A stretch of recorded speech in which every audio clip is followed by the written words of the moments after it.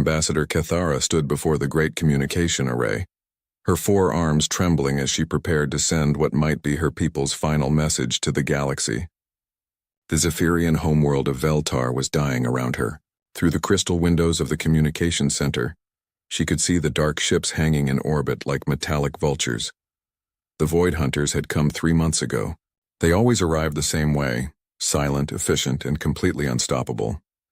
Their black ships would appear at the edge of a system and begin their work. They didn't negotiate. They didn't make demands. They simply consumed everything organic they found. Cathara had watched them destroy 3 other Zephyrian worlds. First, they would send down harvesting machines that looked like massive metal spiders. These machines would strip away all plant life, then move on to the animals and finally to the people themselves. The organic matter would be processed into a gray paste that the Void Hunters used to fuel their endless expansion across the galaxy. The worst part was how clinical it all seemed. The Void Hunters didn't hate the Zephyrians. They didn't even seem to see them as enemies. To the machines, organic life was simply raw material to be processed. It was like watching a forest fire, destructive beyond measure but without any personal malice. "Ambassador," said Captain Jekfon, his voice crackling through the communication system. "The orbital defenses have fallen. We have perhaps 6 hours before the harvesting begins." Cathara nodded, her compound eyes focusing on the transmission console. She had already sent desperate pleas to every major civilization in the galaxy. The responses had been predictable and heartbreaking. The Altarian Empire had sent a formal message of sympathy, along with an offer to accept Zephyrian refugees, provided they could somehow escape their dying world and travel 3,000 light-years to Altarian space. The Crystalline Consortium had offered to purchase any valuable technologies the Zephyrians might want to preserve before their extinction. The Galactic Commerce Guild had inquired about the mineral rights to Zephyrian worlds once the current situation was resolved. Most civilizations had simply ignored the message entirely. Cathara began composing what she knew would be her people's final transmission.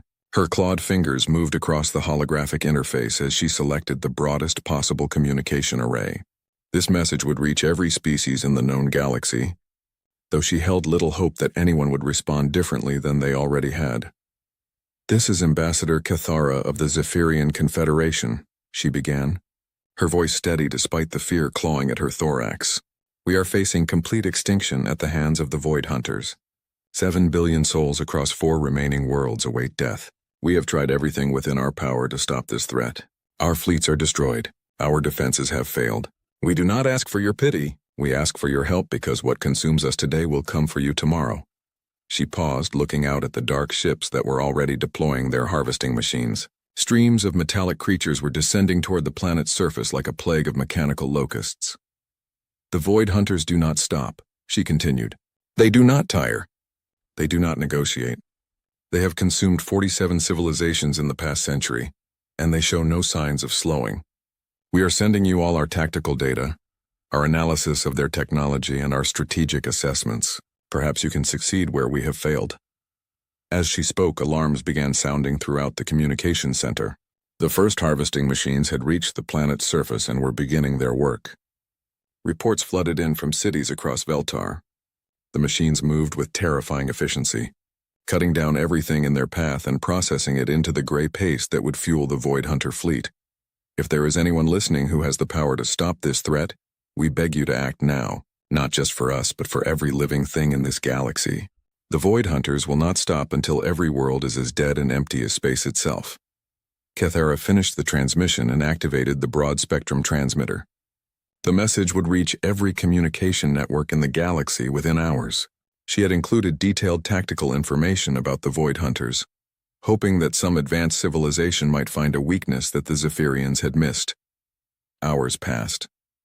The harvesting machines worked their way steadily across the planet's surface. Cathara watched the tactical displays as city after city fell silent. The Zephyrian military was fighting bravely, but their weapons barely scratched the machine's armor. Their aircraft were shot down by precise energy beams. Their ground forces were overrun by mechanical spiders that moved faster than any living creature. Then, as Cathara was preparing to evacuate the communications center, something unexpected happened. A new message appeared on her console, a response to her plea for help. The origin stamp made her pause. It came from Earth, a small world that had only recently made contact with galactic civilization. Cathara had heard of humans, though not much. They came from what the galaxy classified as a Deathworld, a planet so hostile that most species couldn't understand how anything had evolved there. The humans were considered primitive by galactic standards, having only achieved faster-than-light travel a few decades ago. Cathara opened the message with little hope, probably another expression of sympathy, or perhaps an offer to preserve some Zephyrian artifacts in a human museum.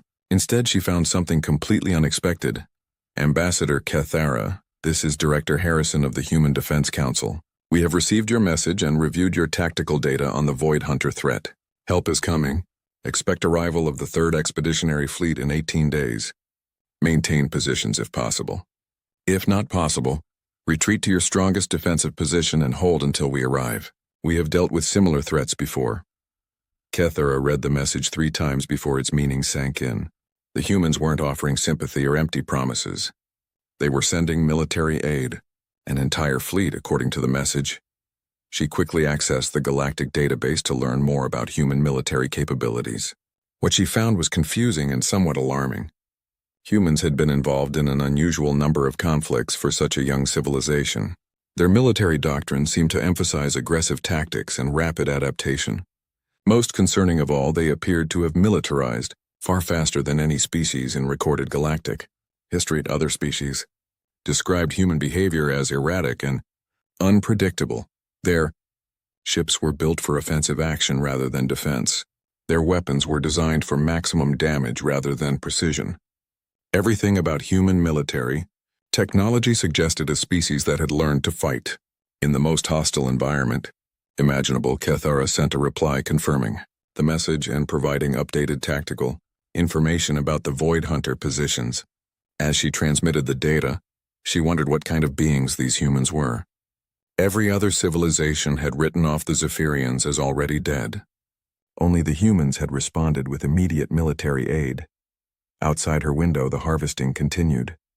The Void Hunters worked through the night, their mechanical servants stripping away everything that had taken millions of years to evolve. But for the first time in months, Cathara felt something other than despair. 18 days seemed like an eternity, but it was better than no hope at all. She began making preparations to hold their positions as long as possible. If these humans were truly coming to help, the Zephyrians would do everything in their power to survive until they arrived. The question that haunted her was simple. What could one young civilization do against a threat that had destroyed 47 others? She would have her answer in 18 days. Admiral Sarah Chen stood in the briefing room aboard the flagship Indomitable, studying the holographic display that showed the Zephyrian star system. Red markers indicated Void Hunter positions, while the few remaining blue dots represented the last Zephyrian strongholds. The situation looked hopeless by any conventional military assessment. "Tell me again why we're doing this," said Commander Rodriguez, her tactical officer. He gestured at the display with obvious concern. "The Void Hunters have eliminated 47 civilizations. Their technology is centuries ahead of ours. By every reasonable calculation, we're flying into a massacre." Chen had heard similar concerns from half her senior staff since receiving their orders from Earth. The 3rd Expeditionary Fleet consisted of 50 ships, a significant force by human standards, but tiny compared to the armadas the Void Hunters had already destroyed. Most of Chen's captains thought the mission was suicide. "We're doing this because it's the right thing to do," Chen replied, her voice calm and steady, "and because we might be the only ones crazy enough to try." The Admiral had spent the past 3 weeks studying everything humanity knew about the Void Hunters. The mechanical entities had first appeared in this galaxy over 2 centuries ago, emerging from deep space with no warning. They followed the same pattern on every world they attacked. Arrive in overwhelming force, deploy harvesting machines, consume all organic matter, and move on to the next target. What made them truly dangerous wasn't just their technology, it was their complete predictability. The Void Hunters fought with mechanical precision, following optimal tactical solutions calculated by their artificial intelligence. They never took unnecessary risks. They never made emotional decisions. They simply applied overwhelming force in the most efficient manner possible. "Admiral," said Dr. Patel, the fleet's xenobiologist, "I've been analyzing the tactical data the Zephyrians provided. The Void Hunter AI seems to have adapted to counter every conventional military strategy it's encountered. It learns from each engagement and develops countermeasures for future battles." Chen nodded. She had reached the same conclusion after reviewing the records of previous Void Hunter campaigns. The mechanical intelligence had faced everything from swarm tactics to concentrated firepower to guerrilla warfare. Each time it had analyzed the opposition's strategy and developed effective counters. "That's exactly why we might succeed where others have failed," Chen said, moving to another holographic display that showed the human fleet formation. "The Void Hunters expect rational military doctrine. They're prepared for logical tactical decisions based on minimizing casualties and maximizing effectiveness." Commander Martinez, the fleet's Marine commander, grinned at this statement. "And we're not exactly known for rational military doctrine," Chen smiled back. It was true. Human military history was filled with victories that should have been impossible according to conventional wisdom. Humans had a talent for turning desperate situations into opportunities, often through tactics that other species considered borderline insane. "The Void Hunters have studied every major galactic civilization," Chen continued. "They know how the Altarians fight with their precise formation tactics. They understand crystalline consortium shield technology. They've countered the Galactic Commerce Guild's automated defense systems, but they've never fought humans before." Dr. Patel brought up another display showing human military engagements over the past 50 years. "Our combat record is so unusual. We've won several conflicts despite being outnumbered and outgunned. The common factor seems to be our willingness to take risks that other species consider unacceptable." Chen studied the data. Humans had a reputation for being unpredictable in combat, but she knew there was more to it than that. Humanity had evolved on a world where everything was actively trying to kill them. Predators, diseases, natural disasters, and environmental hazards had shaped human psychology in ways that other species found difficult to understand. Where most civilizations saw a dangerous situation and looked for the safest solution, humans saw the same situation and looked for the most effective solution, regardless of risk. It was the difference between surviving in a peaceful environment and surviving on a death world. "What's our tactical assessment?" Chen asked Commander Rodriguez. Rodriguez activated a series of combat simulations. "If we engage the Void Hunters in conventional fleet combat, we'll be destroyed within hours. Their ships are larger, faster, and more heavily armed than ours. Their shields can absorb our weapons fire indefinitely, while their energy beams can cut through our armor like paper. So we don't engage them conventionally," Chen replied. "What else?" "Well," Rodriguez said hesitantly, "there are some unconventional options. We could try coordinated ramming attacks, but that would be suicide for our crews. We could attempt close-range nuclear detonations, but that would require getting past their point defense systems. We could even try boarding actions, but their ships are filled with mechanical defenders." Chen listened to each suggestion with growing interest. Every option Rodriguez mentioned would be considered suicidal by galactic military standards. They involved accepting heavy casualties in exchange for the possibility of causing significant damage to the enemy. "All of those are excellent ideas," Chen said, causing several officers to look at her in surprise. "Prepare for implementation of all three tactics simultaneously." Dr. Patel stared at the Admiral. "You want to ram their ships, detonate nuclear weapons at point-blank range, and board their vessels?" "At the same time, the beauty of those tactics is that they're mutually supporting," Chen explained. "Ramming attacks will force them to divert point defense fire, making nuclear approaches more viable. Nuclear detonations will disrupt their formation and create openings for boarding parties. Boarding actions will distract their internal defenses and potentially disable their weapon systems." Commander Martinez nodded slowly. "It's completely insane, which means they won't expect it." Chen pulled up the fleet roster.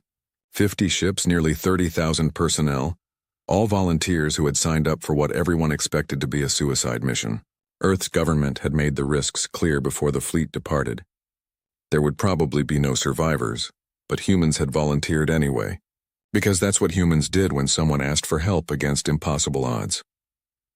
"The Void Hunters expect their enemies to value their own lives above their objectives," Chen said. They calculate optimal strategies based on the assumption that their opponents will try to minimize their own casualties. They've never fought an enemy that considers acceptable losses to be synonymous with total losses. She looked around the briefing room at her senior staff. These were some of the best military minds humanity had produced, and they were all preparing to implement tactics that would horrify any reasonable military planner. "We have one advantage the Void Hunters haven't encountered before," Chen continued. "We're from a death world. We've spent our entire evolutionary history learning how to survive when everything around us is trying to kill us.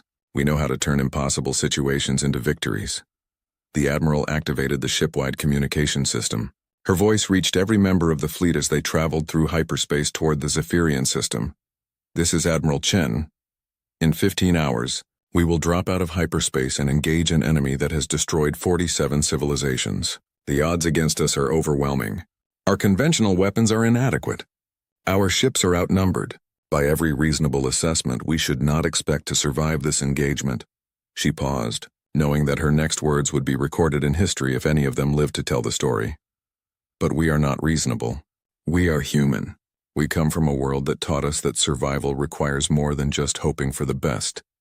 It requires making the best out of the worst possible situation. Today we're going to show the galaxy what that means." The fleet continued toward the Zephyrian system, carrying 50 ships full of humans who had volunteered to face impossible odds. They knew they probably wouldn't survive, but they also knew that sometimes survival wasn't the point. Sometimes the point was making sure that the other side remembered exactly what they had fought. The human fleet dropped out of hyperspace at the edge of the Zephyrian system to find a battle already in progress.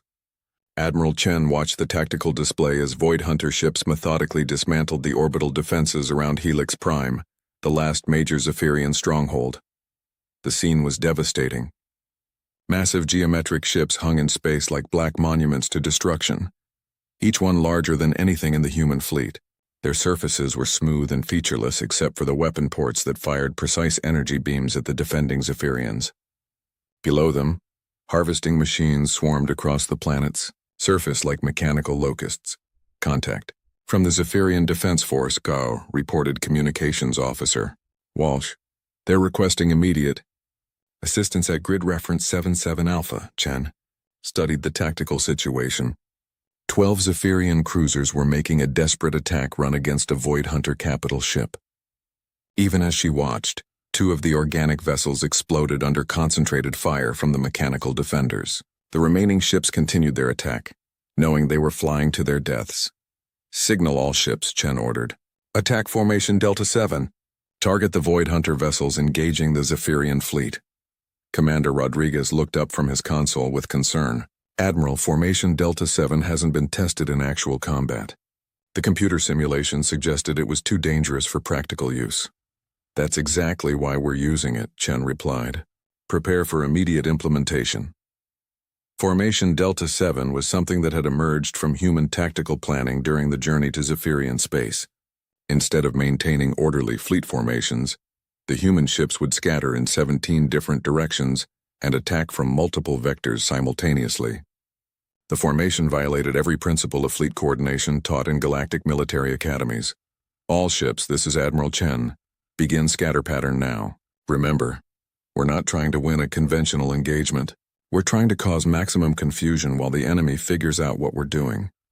The human fleet broke apart like an explosion in reverse. 50 ships suddenly accelerated in completely different directions, their paths seeming random to any outside observer.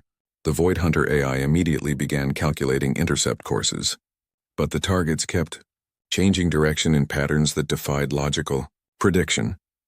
Chen watched as the destroyer Mongoose dove toward a Void Hunter cruiser at an angle that would bring it within point-blank range of the enemy's main weapons. Any sane captain would have altered course to maintain safe distance. Instead, Captain Williams activated his ship's nuclear missiles and continued directly toward the mechanical vessel.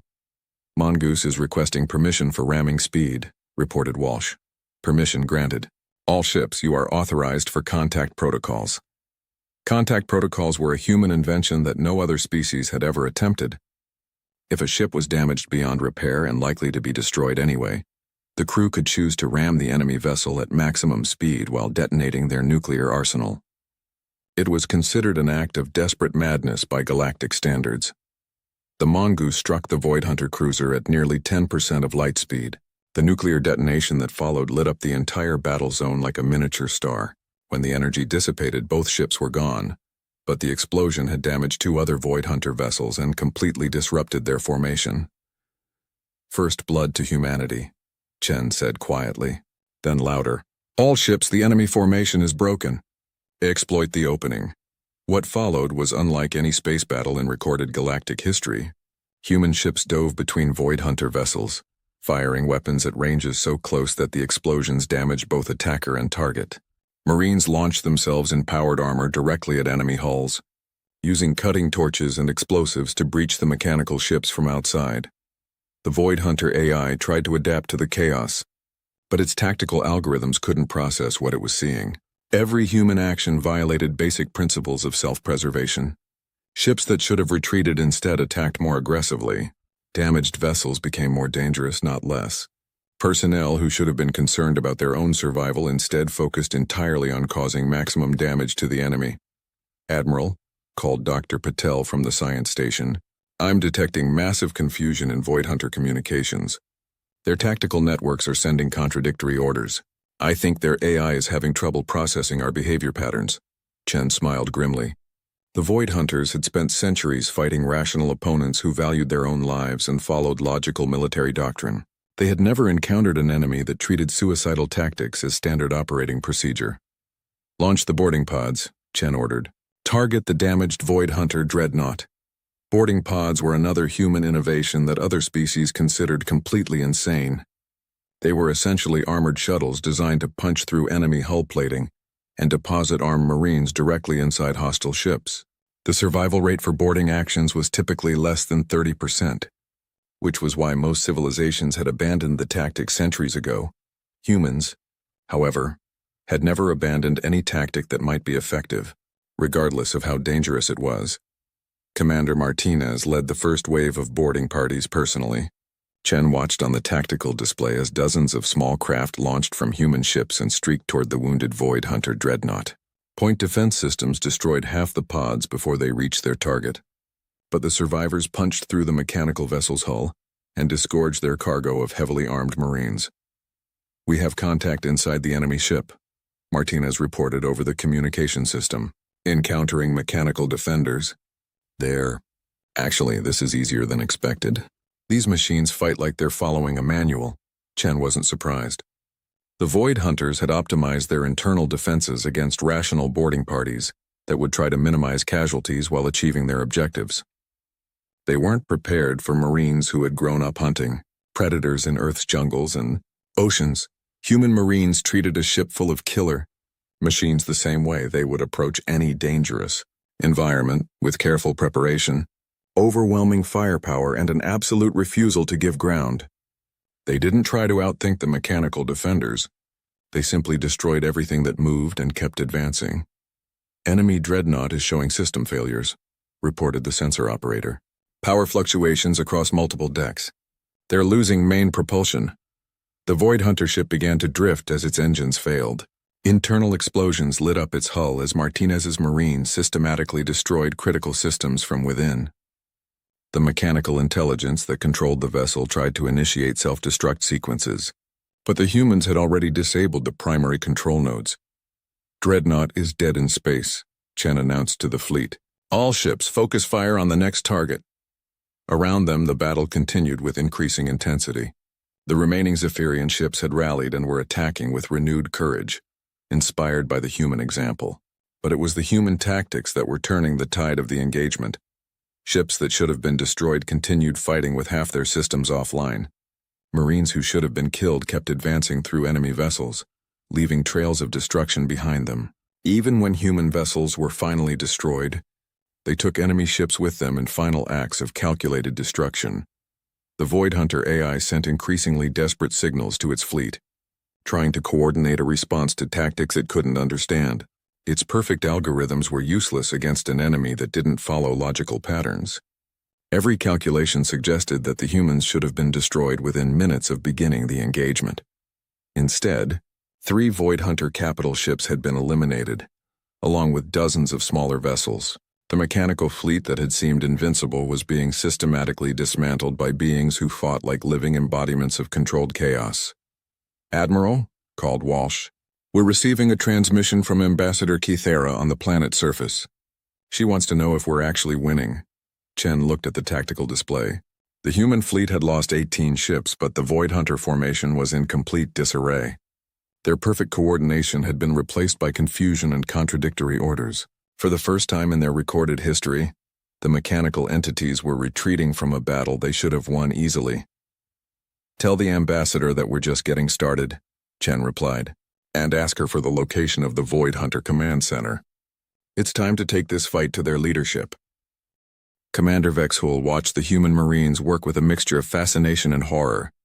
The Zephyrian military attaché had been assigned to observe human combat methods, but nothing in his experience had prepared him for what he was witnessing aboard the captured Void Hunter dreadnought.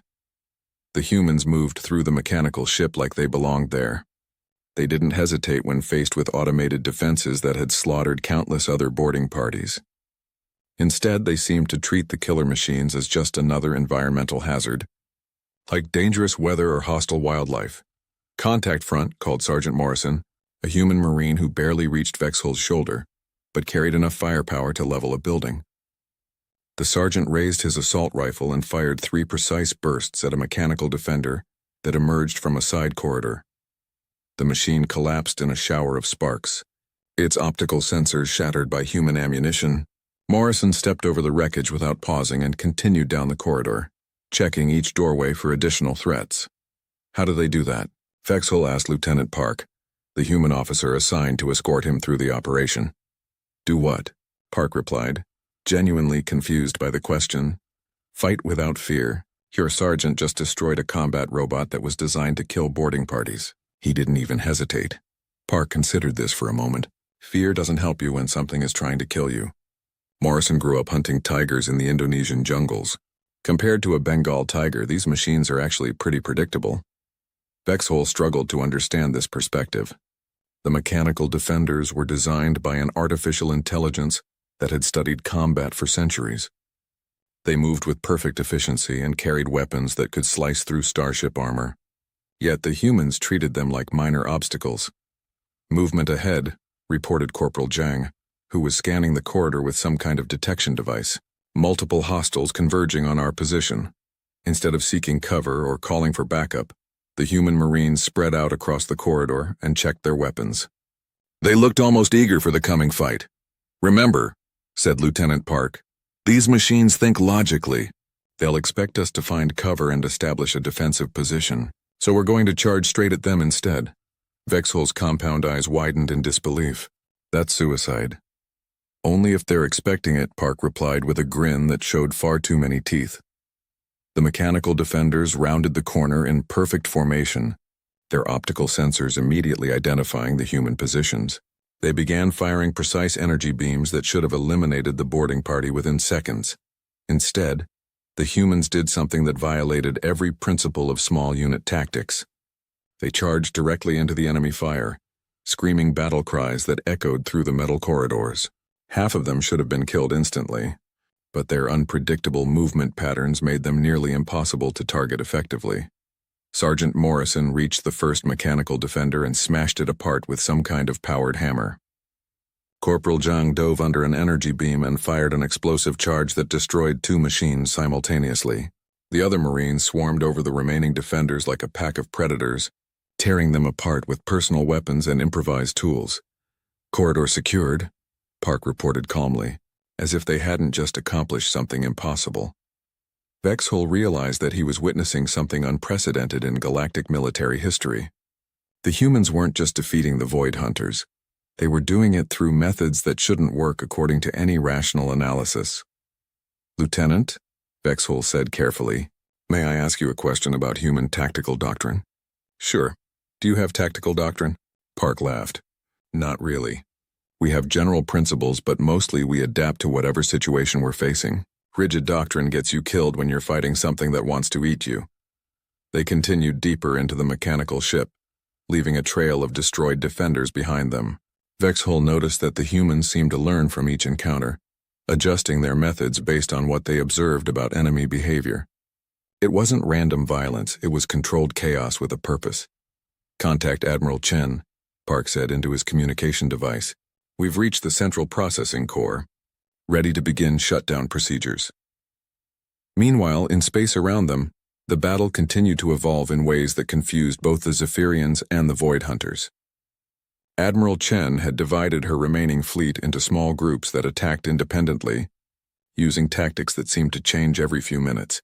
The human destroyer Relentless had attached itself to a Void Hunter cruiser using magnetic clamps and was systematically destroying the larger ship's weapon systems with close-range fire. The crew knew they would probably be destroyed when the cruiser's main guns came online, but they continued their work with grim determination. Captain Rodriguez of the heavy cruiser, Defiant, had positioned his ship directly between two Void Hunter vessels and was firing in both directions simultaneously. His shields were failing and his hull was breached in dozens of places, but he refused to withdraw from the position that was preventing the enemy ships from coordinating their attacks. Most remarkably, the human fleet was actually improving its performance as the battle continued. Where most military forces became less effective as they took casualties, the humans seemed to become more dangerous. Ships with heavy damage fought more aggressively, not less. Crews that should have been demoralized instead showed increasing determination. Vexhull watched this through the tactical displays aboard the captured dreadnought and tried to understand what he was seeing. Every principle of military psychology suggested that the humans should be breaking under the pressure of sustained combat. Instead, they appeared to be thriving in conditions that would destroy most other species. "Admiral," he heard Lieutenant Park report, "we've accessed the enemy ship's tactical database. You need to see this." Admiral Chen's voice came through the communication system. "What did you find?"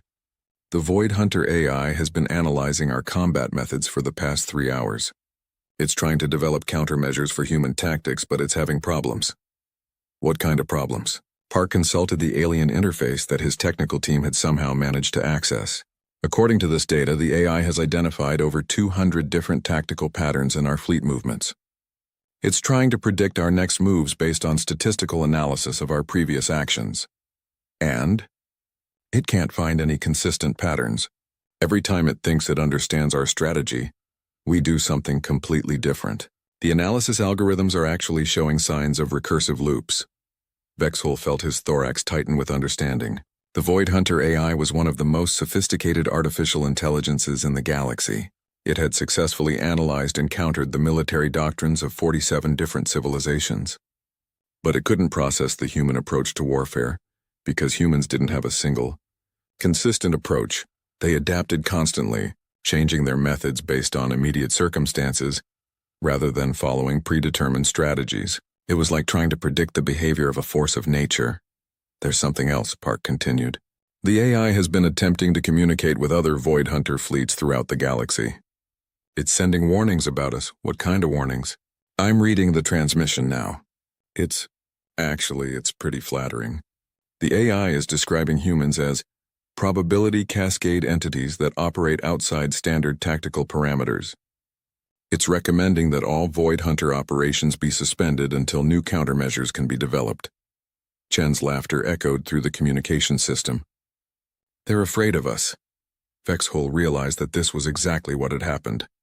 The mechanical intelligence that had terrorized the galaxy for centuries was experiencing something it had never encountered before: uncertainty. The humans didn't just fight differently. They fought in ways that couldn't be predicted or countered using conventional analysis. "All teams, prepare for final phase operations," Chen announced. "We're going to show them exactly why they should be afraid." As the humans prepared for their assault on the Void Hunter Command Center, Vexhull understood that he was witnessing more than just a military victory. The galaxy was about to learn that there was a new force in the universe, one that fought like the dangerous world that had created them. The Void Hunters had studied every known form of warfare and developed counters for all of them.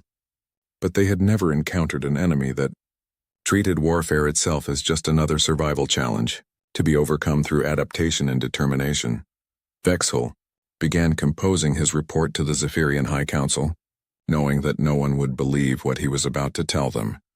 Admiral Chen studied the tactical display showing the Void Hunter command nexus deep within the asteroid belt. The structure was massive, a geometric fortress built into a hollowed-out asteroid nearly 50 kilometers across. Layers of automated defenses surrounded it like the petals of a deadly flower, each one designed to eliminate any force that dared to approach. Tactical assessment. Chen requested from Commander Rodriguez. Rodriguez activated a series of holographic displays that showed the defensive systems in detail.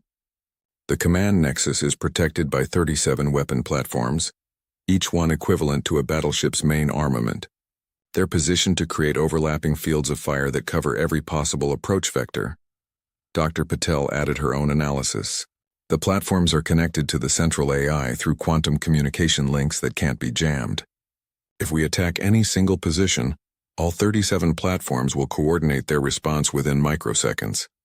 Additionally, Rodriguez continued, there are automated minefields, tractor beam generators, and what appears to be some kind of gravity manipulation device that can alter local space-time geometry. The defensive systems are designed to make any assault completely impossible. Chen nodded thoughtfully. Every other civilization that had faced the Void Hunters had reached the same conclusion.